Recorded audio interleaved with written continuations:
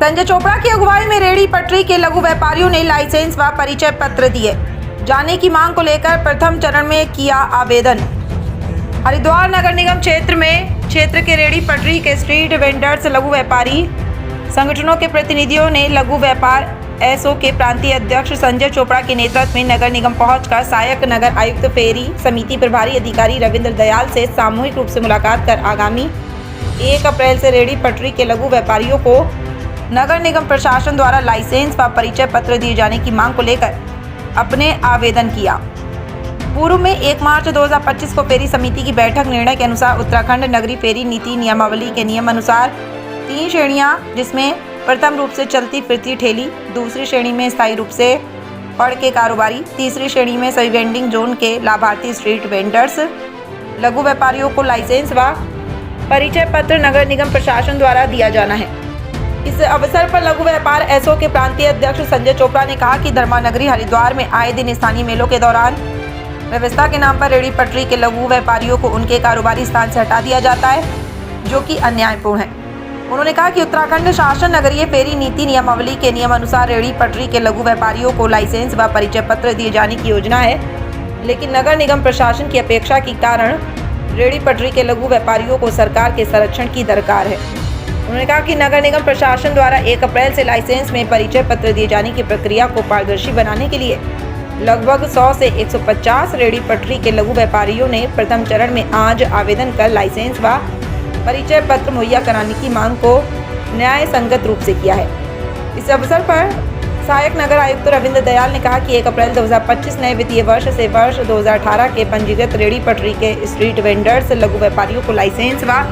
परिचय पत्र दिए जाने की प्रक्रिया को प्राथमिकता के साथ किया जाएगा और उन्होंने कहा कि प्रथम चरण में सभी पंजीकृत 2545 रेहड़ी पटरी के लघु व्यापारियों को योजनाबद्ध तरीके से व्यवस्थित किया जाएगा। दूसरे चरण में अन्य क्षेत्रों के रेहड़ी पटरी के लघु व्यापारियों को भी सर्वे सूची में सम्मिलित किए जाने की कार्रवाई को बढ़ाया जाएगा। नगर निगम पहुंचकर लाइसेंस में परिचय पत्र लिए जाने के आवेदन करते राजकुमार, विकास सक्सेना, प्रद्युम्न सिंह, सुबोध गुप्ता, सुमित कुमार, मनीष शर्मा, लालचंद गुप्ता, भोला यादव, विजय गुप्ता, उमाशंकर, आजम अंसारी, तस्लीम अहमद, शुभम सैनी, मोहनलाल,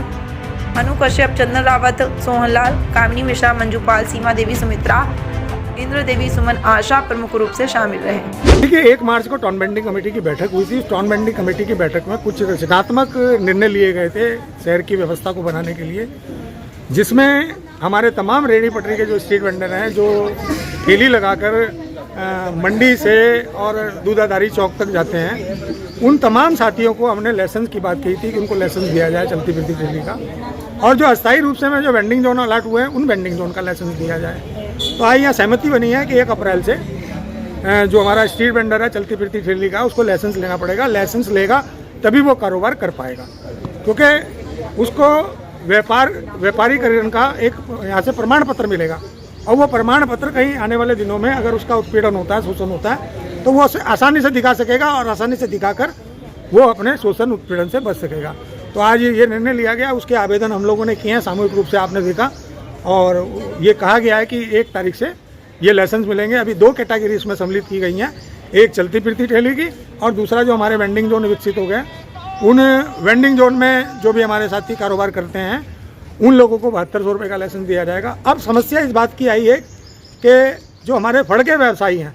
तो अभी हम लोग जितनी हमारी छोटी छोटी नीचे इकाई हैं उन लोगों को हम कहेंगे कि फड़ का जो व्यापारी है उसको चिन्हीकरण कर लें, उसको देख ले कि ठेली वाले हमारे कितने हैं और फड़ वाले कितने हैं, तो हम फड़ वालों की सूची देंगे फिर, और फड़ वालों को जो अगर आनाकानी करते हैं तो हम टीवीसी में लाएंगे, पास कराएंगे, फड़ वालों को भी लाइसेंस दिलवाएंगे। देखिए, जो पहले से हमारी प्रक्रिया बनी हुई है उसी के तहत हमने काम करना है। जो भी फीस निर्धारित है माननीय बोर्ड के माध्यम से और माननीय टाउन वेंडिंग कमेटी के द्वारा, उसी पे हम लाइसेंस जारी करने की प्रक्रिया प्रारंभ करेंगे अगले वित्तीय वर्ष में। और जो 2018 का जो सर्वे है उसमें जो हमारे चिन्हित व्यापारी हैं जिनको आई कार्ड उपलब्ध कराए गए थे, पहले चरण में उनको ही वरीयता दी जाएगी। उसके बाद जो अगर वो पूर्ण हो जाते हैं तो उसके बाद जो संबंधित हमारा नया क्षेत्र जुड़ा हुआ है, अगर वहाँ पे किसी कारणवश कोई व्यापारी हमारे चिन्हित नहीं है जो स्थानीय क्षेत्रों के रहने वाले हैं, तो उनको भी